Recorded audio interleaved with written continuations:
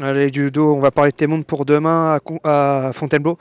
Tu commenceras ta journée avec le 305 Bella Rosa. Je trouve qu'elle a fait une superbe ligne droite l'autre fois du côté de Chantilly. Tu es cinquième d'un boulot puisque Welcome Seat vient de s'imposer du côté de Chantilly. Donc avant le coup, j'ai l'impression que tu as une superbe chance avec cette Bella Rosa.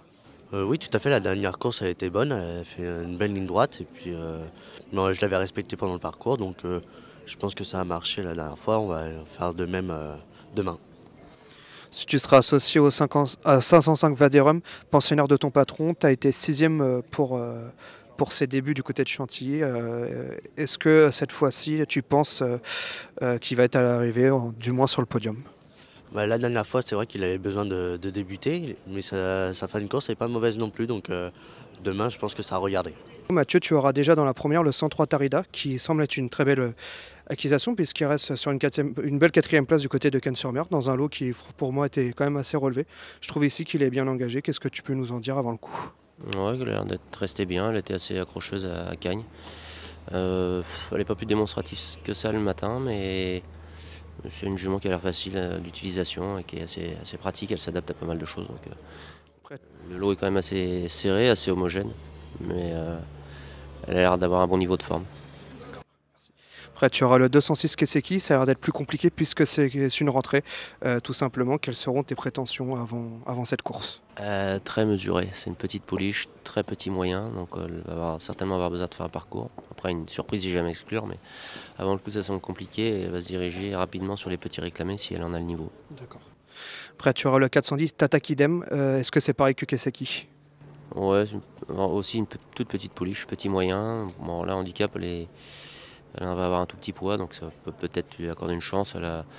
Elle est en condition physique, mais c'est pareil, elle évoluera dans les tout petits handicaps et les petits réclamés. Après, tu auras le 703 Prétérique, auquel on peut rien reprocher, reste sur trois bonnes troisième place. J'imagine, avant le coup, tu serais déçu s'il ne serait pas à l'arrivée. Ouais, bon, c'est une jument que j'aime bien. Une pouliche qui est assez tardive, mais qui a l'air d'avoir un peu de moyens. Elle a bien couru à chaque fois à Cagnes et à Lyon, et là, j'espère qu'elle aura à cœur de répéter. Voilà. Je pense qu'elle est à sa valeur, donc elle aura son mot à dire. Ouais. Tu auras le 802 Big Freeze, d'ailleurs qui reste sur une deuxième place du côté de Fontainebleau, mais c'était dans un Z5 événement, un Quintet Plus. Il va faire sa rentrée. Quelles sont tes prétentions, tout simplement, avant le coup, avec Big Freeze, le 802? C'est un bon cheval. Je pense que c'est un cheval qui peut faire l'arrivée de Quintet dans les bas de tableau. Il est à peu près à sa valeur. Maintenant, il va faire une rentrée. Il a eu un bon break cet hiver. Ça lui a été profitable. Il est possible puis qu'il manque un petit peu de conditions. Et puis, c'est un spécialiste de terrain très lourd. Donc, il faudrait que la piste soit profonde pour pouvoir être vraiment avantagé. Et puis après, tu termineras bien évidemment que le 816 Clicourt, on ne le présente plus, hein, c'est le spécialiste âgé de 8 ans. Il a gagné, je crois, d'ailleurs plus d'une fois à Fontainebleau avant le coup. Qu'est-ce que tu en attends aussi? Bah, lui, il fait une rentrée aussi, mais je cheval qui court assez bien frais. Il adore cette piste de Fontainebleau, donc c'est difficile d'être trop optimiste, mais il a des atouts dans son jeu. S'il venait à bien courir, ça ne m'étonnerait pas forcément. Et puis maintenant, après Mathieu Boutin, nous sommes avec Hiro Shimizu. Monsieur Shimizu, vous présenterez demain le 108 Takachio. Avant le coup, qu'est-ce que vous attendez de votre pensionnaire? Une très bonne place en plus haute marche au podium. Ouais, le cheval va bien après avoir fait une course très très honorable. Match court dans la ligne, les pètes plus ou moins. La police va très bien le matin, donc il n'y a plus qu'à les péter ce qu'elle fait le matin.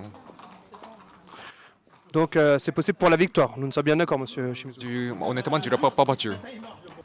Alors après Hiro Shimizu, on a le plaisir d'être avec Satoshi Kobayashi. Monsieur Kobayashi, vous allez parler tout simplement de vos partants pour demain. Et vous allez commencer avec le 402 Hypnotize. Qu'est-ce que vous attendez de votre pensionnaire avant le coup? Là, c'est la petite Peliche. Elle a couru 11 fois à 12 ans, 9 fois à l'arrivée. Mais bon, dernièrement, sa dernière course, c'était à Deauville au mois de décembre. Elle a très mal couru. C'est la seule sortie voilà, qui était décevante. Mais bon, on lui a donné un peu de break. Elle est bien engagée demain. Je vois une petite chance. Voilà. Après, vous aurez le 509 Nozomi. Pareil, qu'est-ce que vous pouvez nous en dire avant le coup? Là, il fait sa rentrée aussi. Bah, il a bien couru à Toulouse au mois de novembre, 5e. Là, il fait sa entrée, le dos est un peu relevé. Je pense que voilà, il a besoin de courir. Et vous terminez la journée avec le 702 Sakura-chan, c'est mon préféré. Est-ce que vous êtes confiant pour terminer sur le podium avec Sakura-chan? C'est pareil, c'est la grande pouliche. Elle a beaucoup de taille. C'est pas évident pour sa rentrée, mais bon, elle a assez de travail. Cette pouliche-là, c'est pareil, elle est bien engagée. Et deuxième salon de Provence aussi, elle avait un peu plus de maturité. Je pense qu'elle aurait gagné. Et voilà.